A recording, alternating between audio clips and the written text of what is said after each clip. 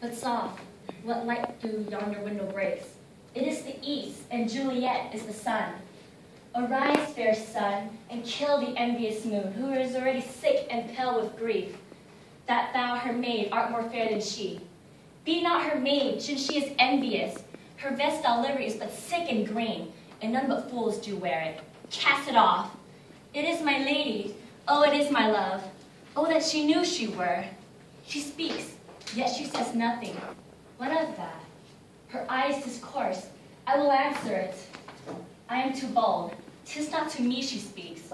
Two of the fairest stars in all the heaven, having some business, do entreat her eyes to twinkle in their spheres till they return. What if her eyes were there, they in her head? The brightness of her cheeks would shame those stars, as sunlight doffs a lamp.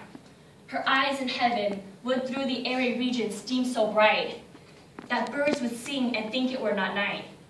See how she leans her cheek upon her hand? Oh, that I were a glove upon that hand, that I might touch that cheek.